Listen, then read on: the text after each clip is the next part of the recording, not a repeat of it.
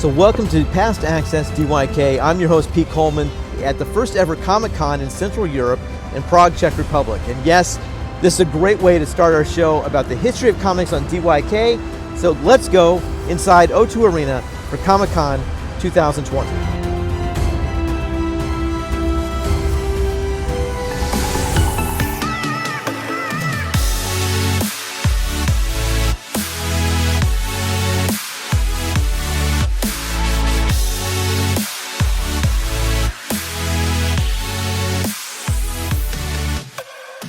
So welcome to Past Access. I'm your host, Pete Coleman, on location here in Prague for the first ever ComicCon licensed show here in Czech Republic. And it really is a happening place. We've got so many things going on today, and I think this fits our show for DYK, for Past Access, when we talk about the history of comics. So before we go into any more of the information about the history of comics, let's talk a little bit about what ComicCon has done for the comic industry. For one, the Comic-Cons have been extraordinary boom for the comic book industry, even when the comic books have been somewhat down in popularity or publishing. Movies and TV shows are on the upswing. Comic books are still kind of struggling a little bit, but their history is something ingrained, especially in the conscience of the United States pop culture.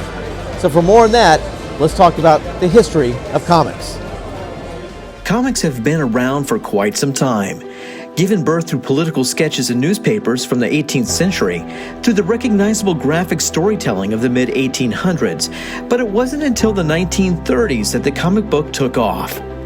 Sure, there were stories of heroes in American pop culture just before this era got started, such as Tarzan, John Carter, Flash Gordon, The Phantom, and the Lone Ranger, but it was the last son of Krypton in 1938's Action Comics that would set the standard we know and love today.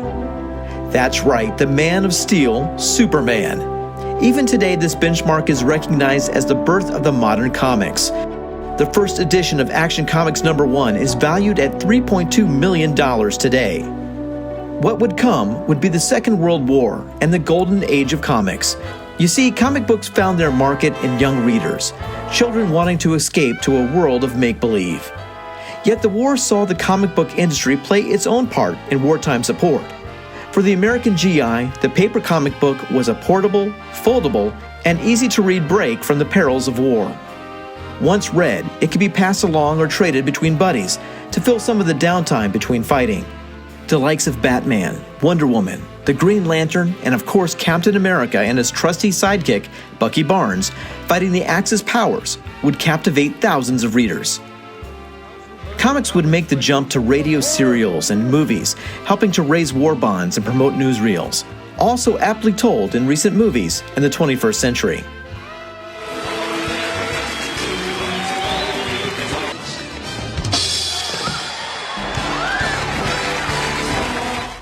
Once the war was won, comics would shift into darker territory for older readers, but then take a backseat to TV shows and B-rated movies.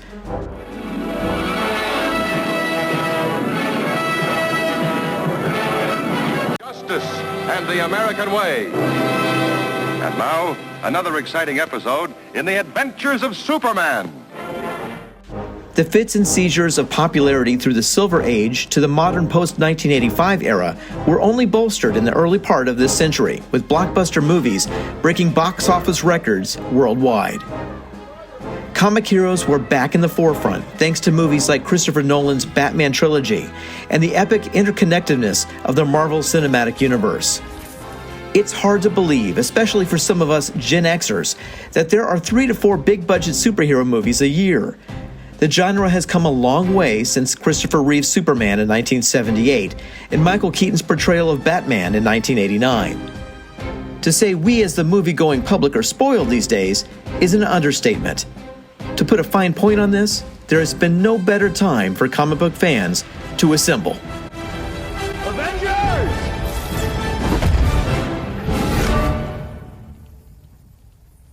Assemble. Comic books have really had a great shelf life, so to speak. They've been around for over 100 years. But really coming up to the Silver Age of comics, you have to think about Superman in 1938's Action Comics. 2 years before him, the Phantom would be kind of the main superhero of the time that was in newspapers. But Superman really took the headlines. Even today, that first edition, in pristine condition, of Superman Action Comics, number 1, $3.2 million. All right, that's serious bank. There's a lot of great comic books and great comic book storylines. But let's go right now to the top 5, Pete's top 5, did you know comic book storylines of all time. As I was putting this list together, I found it to be an impossible task to find only the top 5 graphic novels or comic book editions. So I thought I would separate them into 2 lists, DC and Marvel. My apologies to all the other great independent comics out there, but let's get started. So first, DC Comics.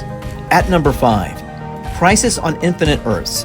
As a kid in the 1980s, this brought all my comic book heroes together, only to see them ripped apart by cosmic forces, thus opening the door to a whole new world of story arcs of parallel DC dimensions. Number 4, Batman the Killing Joke.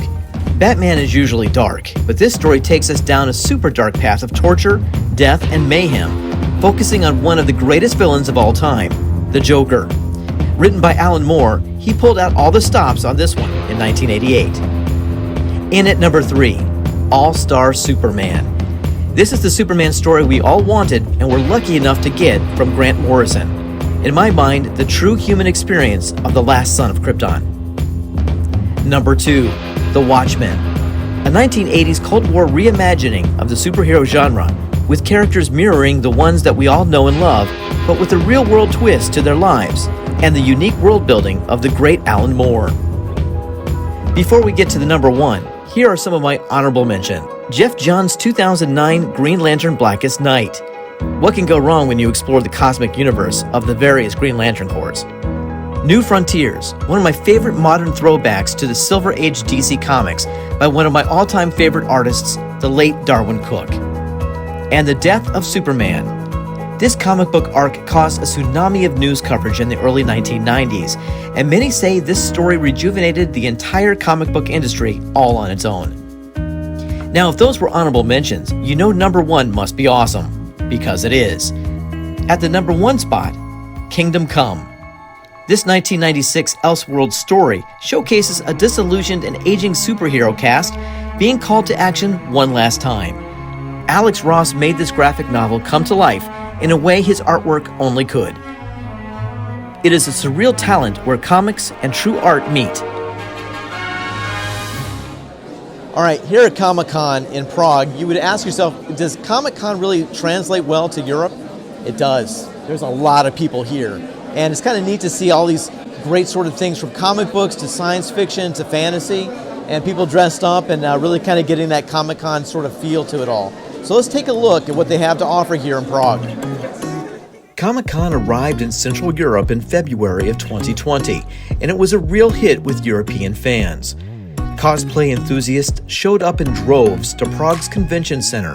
The 3-day pre-pandemic event, which kind of seems like 1,000 years ago, saw nearly 24,000 comic book, fantasy, and sci-fi fans pass through the doors.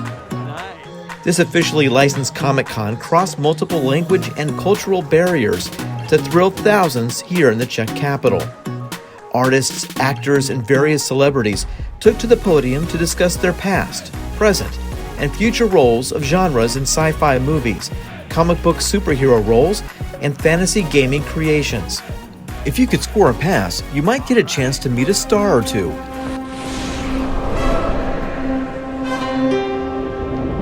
My son and I were happy to get a photo with Superman Returns actor Brandon Routh. A class act guy, we hope that will reprise his Kingdom Come Superman role he just portrayed on the small screen with the CW's Legends of Tomorrow. Couldn't save them. You want to take a minute? Looks like you could use a breather. I'll put this on. This crest. I made a promise to keep fighting, no matter what. It was also great to see graphic artists showcasing their respective talents in front of fans. Artists such as Alvaro Martinez Bueno. A comic book fan himself, Martinez has his favorites when creating his artwork. I grew up reading the X-Men and Spider-Man and the Avengers. I was a Marvel guy myself back in the day. But at the moment, I would love to draw them. I already drew the X-Men once, but I would like to do it again. I really love to draw the Flash. It's one of my favorite characters, so it would be fantastic to do that. The market in Europe, which is strong, mostly from France or Belgium or Italy or Spain, where I come from. It was so much fun to introduce my son to my childhood superheroes and games of my youth. Throwback arcade games were free to play, such as Pac-Man, Galaga, and Centipede. But being a modern teenager, he naturally gravitated to the newer gaming consoles and augmented reality. Comic book superheroes with a modern Generation Z pull. Well, that's okay. I'll stick with Pac-Man. Thanks very much. As promised, here is the top 5 Marvel graphic novels or comic book arcs. At number 5, The Amazing Spider-Man issues 121 through 122, the night Gwen Stacy died. Peter Parker has his world shaken to its foundations with the unexpected death of his girlfriend Gwen Stacy, and later sees an epic death as well, but with the villain, the Green Goblin. Number 4, X-Men Dark Phoenix Saga. The X-Men had to make this list at some point because of all the great storylines that they have, but this one stands out to me. But be careful, spoiler alert, Jean Grey doesn't make it. At the number 3 position, Daredevil Born Again is another Frank Miller masterpiece. The Devil of Hell's Kitchen is having a rough time as the Kingpin is wanting blood. It's got all the grittiness that makes for a good Daredevil read. Heroin use, contract killings, and what stands out the most, spiritual introspection by our blind hero Matt Murdock. Runner-up at number 2, 1991's Infinity Gauntlet. Yes, it's true, this is the source material we would see brought to the screen in the MCU's blockbuster Avengers Endgame. But there's much more here to this comic book series. For example, the more important role Thanos' daughter Nebula has in correcting the post-events known as the Snap. And before we get to number 1, here are my honorable mentions for Marvel. Civil War. Want a real-world view on superheroes, their right to privacy, and the prolonged infighting among the Avengers? Well, here you go. Fantastic Four Hereafter. I know this is not the Galactus trilogy, but hold on. This is a real story of family that I think sets the Fantastic Four apart from other team-ups. Reed Richards' struggles in this one really make an impact on the reader. And finally, number 1, Captain America Winter Soldier. Yes, it is true, it was made into the best superhero movie ever made, and I will not entertain any discussion on that fact. But the source material was epic too. Ed Brubaker brings us a layered story of good old Cap, who is confronted with his World War II past and his new modern life. His best buddy Bucky resurfaces as a brainwashed assassin, and the story eventually tackles the real-world heavy concepts of PTSD, internal disillusionment, and self-awareness. Captain America Winter Soldier truly is my number 1 pick. It is the last day of ComicCon, day 3, and even the lines to sit in the Game of Thrones Iron Throne were dwindling down. So before we wrap things up here at the 2020 ComicCon in Prague, here are some of the sights and sounds of a very successful event.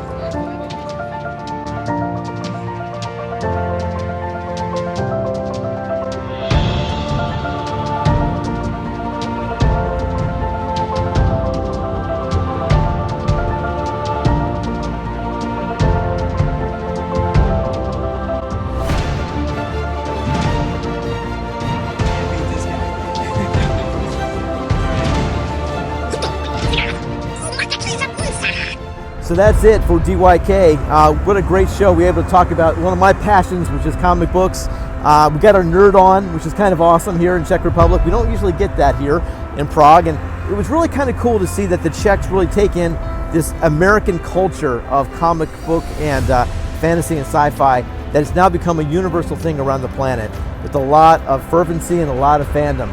Kind of cool.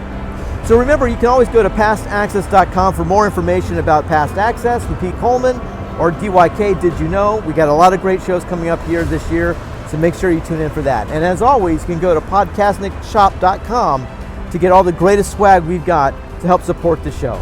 So until next time, for DYK, from Prague, I'm Pete Coleman.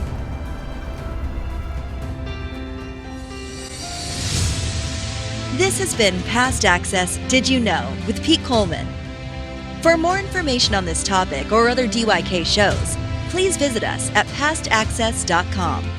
Be sure to visit our Past Access YouTube channel, like and subscribe.